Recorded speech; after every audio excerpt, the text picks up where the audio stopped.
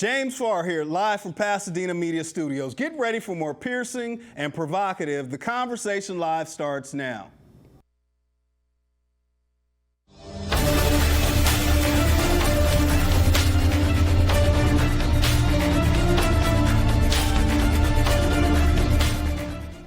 And welcome to another episode of The Conversation Live. The Conversation Live focuses on social justice, restorative justice, inclusion, and equality. Coming up today on The Conversation Live, we're going to have a critical and uncomfortable conversation. We want to talk about white supremacy and the construct of racism. 2, we're going to talk about how and why most people, and mostly white people, are of the opinion that we're in a post-racial society. And 3, why mass shootings and their shooters aren't considered terrorists. Lastly, we'll get to, is it really a different world? And stick around for the end of the show. We want to show you who's this week's white moment.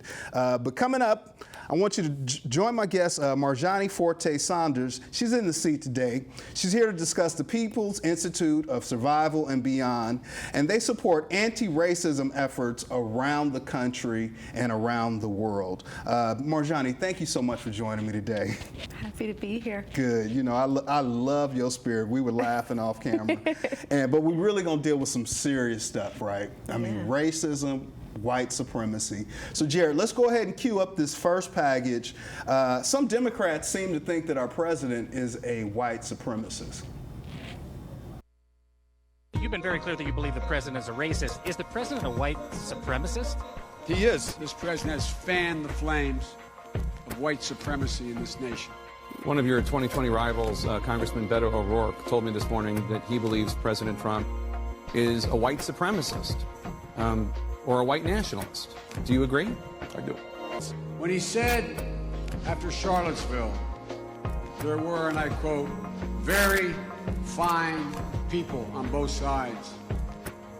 I said then it gave license and safe harbor to white supremacists and neo-Nazis.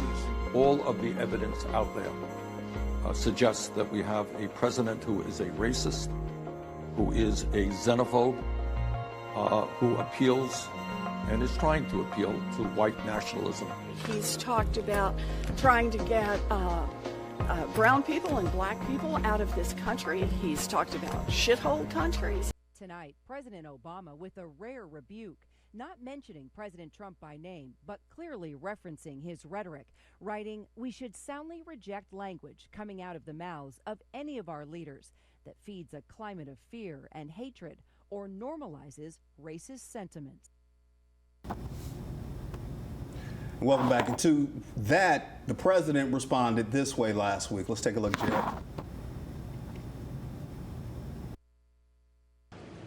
President Trump making his most forceful condemnation of white supremacy in his address to the nation, following those mass shootings in El Paso and Dayton. In one voice, our nation must condemn racism, bigotry, and white supremacy. These sinister ideologies must be defeated. Hate has no place in America. Before his remarks, the president tweeting, "Republicans and Democrats must come together and get strong background checks." But his speech failed to include a call for stronger laws, instead focusing on mental health and the internet. The perils of the internet and social media cannot be ignored, and they will not be ignored. The president making his point crystal clear. Gun control will not be the focus of his efforts. Mental illness and hatred pulls the trigger, not the gun. His speech calling for a new tone. Now is the time to set destructive partisanship aside. So destructive. But just 3 months ago, at a rally in Panama City Beach, Florida, the president asked what to do with illegal immigrants. Someone in the crowd yelling, "Shoot them." But how do you stop these people? You can't. There's no... That's only in the panhandle you can get away with that statement. Our Terry Moran asked the president in March about the danger of white nationalism in this country. Do you see today white nationalism as a rising threat around the world? I don't really. I think it's a small group of people that have very, very serious problems. Welcome back, Marjani. Is that believable? Well, of course it's not believable for a number of reasons, but I think perhaps a better question to be asking ourselves is, who is he speaking for? Where is that language even coming from, and how is that language being served to distract us from what is actually at play in our communities or in our country? This notion of fear and hatred are very easy taglines. We can all deal with fear, we can all deal with hatred, but none of us are walking around without any of those things. You know, to me, it's one of the biggest displays of incongruency. You know, he's saying one thing, you know, and then it's showing up a different way. You know, when someone from a crowd at a political rally, you know, I mean, we've heard everything from lock her up and send her back and all these other kind of hateful type speeches, but when someone kind of echoes out from a crowd, shoot them, and he trivialized it. I mean, it was almost funny to him, as if, so it makes it difficult to believe. And you know, we're talking about white supremacy. We're talking about racism. And Jared, let's cue up this next clip. It's AOC, and she's talking with the FBI official, and they're talking about the issue of white supremacy and shootings. Jared, let's roll that in. Is white supremacy not a global issue?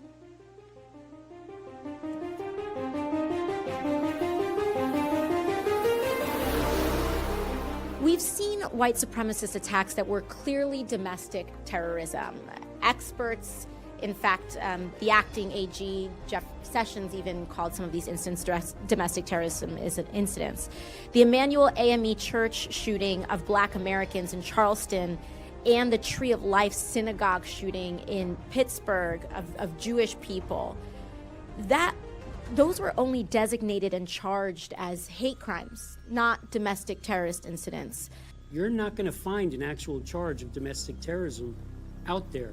If you look at Title 18, right? If you're looking for... Well, it says here that, but at the San Bernardino shooting or the Orlando Pulse nightclub shooting, they were designated and charged as domestic terrorist incidents. They were charged, I'd have to go back and look, they were charged likely with, if there was a connection to a foreign terrorist organization, it would likely fall under 18 U.S.C. 23 A or B. So because the perpetrator was Muslim, doesn't it seem that because the perpetrator is Muslim, that's not correct. That has nothing that to do, the designation would no. say it's a foreign organization? It's not correct. That is not correct. I don't think it's incorrect. You know what I mean? Let's talk about what's going on with you and why you're here, and we're going to unpack and take a deeper dive in some of these shootings and white supremacy. So you're co-organizing a 2.5-day intensive workshop with the PSAP, you know what I mean? And so let's talk a little bit more about that workshop, and that is the People's Institute for Survival and Beyond, which I had the pleasure, for disclosure, of participating in last year, and it was certainly transformational. It was eye-opening.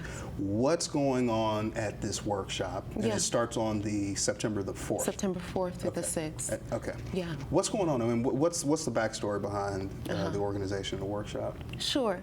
And so the folks who I'm working with, we call ourselves the Undoing Racism LA Collective. This would be, I think, maybe the 4th or 5th training that we've organized in LA County, and the 3rd training organized here in Pasadena. And it's being hosted this time, excitedly, by Boston Court, Pasadena, a theater organization, I think just below Washington. Well, no, Boston Court is just above Colorado. Just above between Colorado and Union. Yes, right next to the Social Security building, the Ice House. Exactly. For anybody. Thank you. So, you know, as we're looking at, and Jared, if you can roll in some of that B-roll so people can kind of see what that environment looks like. So what should people expect when they're coming to this? Because I came with no expectation other than to listen and to listen to learn, and then also be able to implement. So what can one expect expect at this workshop? So these workshops are led by the People's Institute for Survival and Beyond. So I'll just give you quickly a little background about that organization, which is based in New Orleans, Louisiana, but has a network of trainings across the trainers across the country. It was founded in 1981 by Ron Chisholm and Dr. James Dunn, and they are veteran community organizers who, over the interim of their lives and their careers, have been looking at the ways that race have been a primary factor in disorganizing or disrupting movements for social justice. And not even just movements for social justice. I think movements that are meant to help people find sense of equity, a sense of community, and multiracial, multicultural movements. These all we have seen over time have been disrupted by the construct of race. You know, because I told someone, I know someone that's participating in this next session, and I told them to trust the process. Yeah. You know, also, I noticed the cohorts that I was with, they were, you know, not that many African Americans, blacks, or however someone self-identifies, but there was a field of maybe 40, 45 people or so. So is this something for black people? Is this something for white people? Because I don't want to tell what happens, right? Because it progresses in the process. But there were some shocked faces in the audience going through some of the exercises. Who is this really for? Well, this is for people.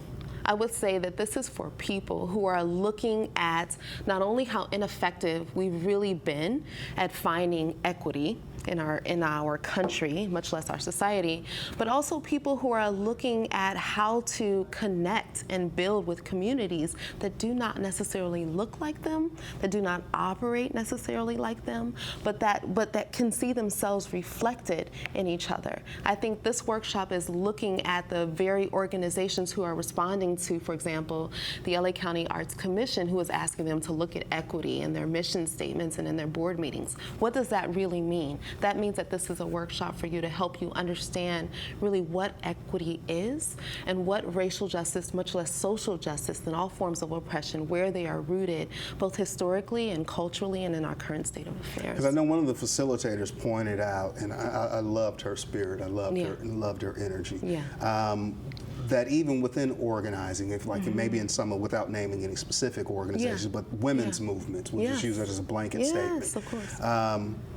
It has become so corporatized in terms of there's a devalue placed on the grandmother, the tia, the big mama, or someone who's embedded in the community because she hasn't gone to college or doesn't have a degree. She's not qualified to actually lead. How are some of those areas being broken down? And because you see it in nonprofits a lot, you know, the staff doesn't necessarily reflect the population that they're serving, and then when they burn out, they go somewhere else. How is that being addressed and corrected? Well, what I think PSAB helps us to understand is race as a construct. And anything that is a construct obviously has developed, has been created. And anything that has been created can be undone. What we learn through PSAB's workshop in particular is historically how we have come to, how people have come to be called white. How groups that have come from all over the country or come all over the world to be here end up in these large racial categories, and what that actually does to our humanity, and how what that is doing to our humanity is reflected in our organizations. There's a very clear reason, a clear pathway at how all of our executive directors, all of our board members, all of the folks who are leading these massive organizations or these organizations that are working in communities of color are white. That's actually a clear machine that is at work. I think I read somewhere around 70% of most boards are made up of whites, and mostly men. Yes, absolutely. And these are people who are making program decisions, policy decisions over programming that affect communities that they. That doesn't mean they're not qualified to fiscally manage a business or an organization, but contextually they just don't have a complete understanding. And then just jumping back to what you said, groups that have migrated to the United States and now have the privilege of whiteness, you know, and again, I don't want to give up what's going on in this workshop. If you're able to attend, you can look in the comments up under and we'll make sure that you have information on how you can attend. But, you know, you can look at Irish, you can look at Italian, Italians, you could look at Jewish people. These were people who migrated, early turn of last century and have later assimilated into whiteness. Let me check in. You're watching The Conversation Live. The Conversation Live focuses on social justice, restorative justice, inclusion, and equality. Today we're having a critical and uncomfortable conversation about race and the construct of racism. And I want to take a look now about the hate. And we heard our president, some Democrats have called him a white supremacist. He says he's not with it. He supports shooting people at rallies and all this other stuff. But right now, mass shootings are happening, at an epidemic rate. Dayton, Ohio shooter had something very interesting to say about African Americans. Jared, let's roll this clip in. I'm Parker Mush, and I hate black people. They're the worst. Late today, what the FBI revealed there, saying the shooter might have been motivated by violent ideologies. Of course, those images, people running in panic from the gunman's bullets, the gunman followed. The chaos and terror inside that bar. And tonight, right here, the new clues revealed about the gunman. As we hear from a former girlfriend who said herself there were red flags, what he was fascinated with. I'm Parker Mush, and I hate black people. They're the worst. They're stinky, and they just suck. They're just bad people. If you notice over there is a box of Jordans. The favorite pair of shoes for a black man. I'm going to show you what I think of a black man. Fuck all niggers. He didn't say some. He was talking to you and me. Yeah.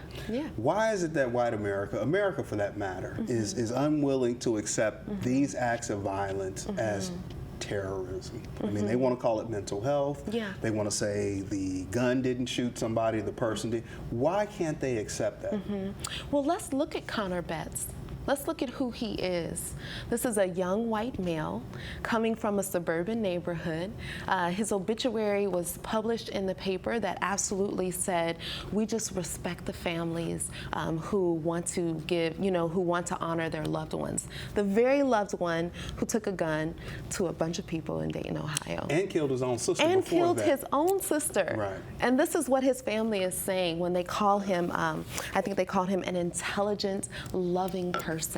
They call, they speak of him so lovingly. Let's look at actually what those conditions are. I think even if we weren't to look at what the gun laws were, if we look at who these shooters are, the reason why we have such a hard time, why our country has such a hard time dealing with them as terrorists, is because they reflect what we've come to call white America. And what we're also failing at doing is looking at what white America is, what premise it is based on, what is the culture of white America? Where do they come from? What is this identity connected to? What concepts or ideas? What are the prayers of white America? What are the songs of white America? It's power. Exactly. It is power. And that in itself is extremely specious and complex. And so that kind of emptiness is reflected in the way that white America roars its ugly head in relationship to violence. And so that's why the People's Institute for Survival and Beyond says that this workshop is for people in terms of building movements for people to find their own sense of humanity. Well, there's a saying, you don't know what you don't know. Yeah. And some extent, for a lot of white Americans, it is a great deal of ignorance. Of course. As they step into it. So Yeah. once you kind of unpack that for them and let them see what it is, hopefully there's a different outcome. Let me check in real quick. We're getting hard up on time, and I'll make sure we get through this. Sure. You're watching The Conversation Live. Conversation Live focuses on social justice, restorative justice, inclusion, and equality. We're having a critical and uncomfortable conversation about the construct of race and white supremacy here in America. This next clip in this next segment, again, it hits home for me, Marjani, because we have children. Yeah. But I'm going to take you guys back. This show will air on Thursday, so it'll be a bit of a throwback. I was in my early teens, and we kind of want to look at where we are now. But first, I really want to know, is it really a different world? Let's roll this in, Jared. They have no respect. They don't care about this country at all. All they do is sit on their butt and complain. And what do they have to complain about? It's because of them and their quotas that I'm not in the Ivy League. Oh, hey, my grandfather came to this country with nothing. He couldn't even speak the language. But he worked hard, and he made a place for himself and his family. Now, why can't you people do the same? Hey, my grandfather built this country, man. He fought wars for it. And most places he went wouldn't let him sit down and get a cup of coffee. I can't even catch a cab in New York. You know, it doesn't matter how many degrees I get. All you people see is color. Your grandfather was an immigrant. You're American. My grandfather was born here, Duke. And you people still look at me as just another nigger. You know, when I was growing up, I used to play all the time with black kids. I never thought anything about it. Then one day, I must have been about 9, I was fishing with my dad and uncle. My dad told my uncle this joke. He said, "What do you call a Negro physician from Virginia?" "A nigger." This was bold television for the 90s. Yeah. But it's 2019. We just saw an example of a mass shooter who basically echoed these same words. Right. What kind of world are we going to be leaving to our children, Marjani? And is there any hope for the change that you and I hope to see? Yeah. Well, I think what's ringing in my ear is your earlier question to me about Connor Betts in particular. Connor Betts is the same student that goes to South Pasadena High School, is the same student that goes to John Muir, are the same students that we see. He's not unique. There's nothing twisted or broken about Connor Betts. Connor Betts is living out a reality of unrequited and unfulfilled identity that is at the base of American sociology. And so what we have to understand historically is how that came to be. Once we understand sort of how whiteness came to be a construct, how these racial categories exist and what hierarchies came with that, then we have an opportunity to reorient our relationship to the idea of race and its manifestations as an ism. So does it matter that at 1600 Pennsylvania, the highest office in the land, most powerful office in the world, when you're spewing that kind of rhetoric and reinforcing it, I mean, how does a teenager become that racist? I mean, you know what I mean? Because his parents, he's innocent, he's this, he's that. You know, how does that materialize? Yeah. Well, I think what we have to remember or be encouraged to do is to dig back into where we are and who we are. I think we had a black president for 8 years. And how effectively did that change the conditions of our ghettos? How did that change the conditions of our barrios? How did that change what we come to identify as Chinatown, even if it's populated with Koreans? What did that change for the construct of race in our country? Not very much at all. Because the reality is that this machine is older than any single person can actually change. Saying, however, is that this machine can still be gassed up by the very people who continue to subscribe to it because it is backed by legislation that is older than you and me. So we didn't create this thing, but what we can do in partnership with other folks who have a critical racial analysis is be about the work of humanizing ourselves, first by understanding historically how this came to be, and also understanding the power of culture that humanizes and liberates us and helps us to see each other. And so what we ask folks who participate in this workshop also to do is to reintroduce themselves to culture as a humanizing factor. How uncomfortable is it for some that attend? Because, you know, for me, there were times where this wasn't the first time I'd studied and understood some of these things. It certainly was the first time that I had done it outside of, my own collective community and collective group. But some people seem real uncomfortable. I mean, turn beet red at some of the revelations and even the exercises. I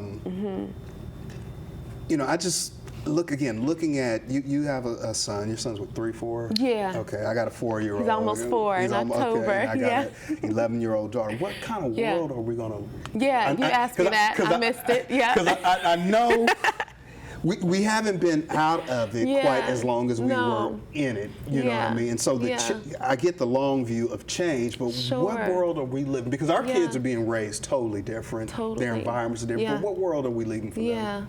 Well, I would like to think that what we are offering our children is an opportunity to look more strategically at the way that we move our values forward. A way to understand how we can learn from history and how we can reclaim our futures and relook at what it means to be together. Not necessarily the same. We don't have to be homogenous. You don't need to ignore my race. You don't need to tell me that you don't see color. See my color. I'm proud of my color. You know, that's the funny, because Dr. Joy DeGroot talks about in post-traumatic slave syndrome about people not seeing color. Well, God gave us the ability to see color. Good Lord, I know. I mean, we see flowers, we see structures, we see everything. See it all. It's right in front of us. You know, and I often tell people, especially when I'm facilitating or speaking, you know, I introduce myself first as a husband, a father, you know, and whatever else I'm doing at that moment, but also as a black man. Because that's probably what you saw first. Right. Before you read my credentials, before you heard me open my mouth, what you saw first was a black man, and you know, me having to navigate across that college campus just to present a lecture to you. I had to worry about campus security. I mean, there are a myriad of things in terms of the experience. Well, again, Marjani, I appreciate you. You know, we're getting hard up on the time. If you guys want to attend this workshop, it'll be in the comments. You can just click on to it. You can get in touch with Marjani. Again, thank you so much. Thank you so much, James. It is always a pleasure, and we're going to always keep the arts on the forefront of everything. Please do. Again, you're watching The Conversation Live. The Conversation Live focuses on social justice, restorative justice, inclusion, and equality. And as I told you at the top, we wanted to share something with you. I want you to see who this week's white moment is. Reporting there, drug charges have been dropped against a Georgia Southern quarterback. This bizarre mix-up kicks off our speed feed. Deputies in South Carolina accused Schwartz of possessing cocaine when they pulled him over last week. This body camera footage shows them field testing the substance, and it tested positive twice. Well, now it appears the substance was actually bird droppings. The solicitor's office says it has dropped the drug charge, but will still charge Schwartz with speeding. Today, the athletic department lifted his suspension, and he will be available to play in its season opener against LSU. More than a year. Apply for racism insurance. There when you need it most. Racism insurance.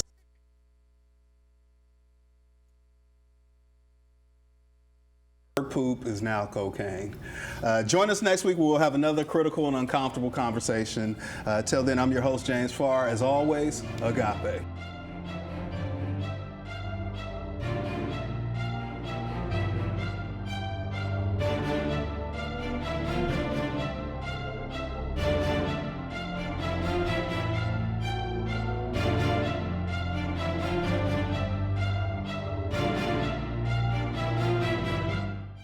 The Conversation Live is brought to you by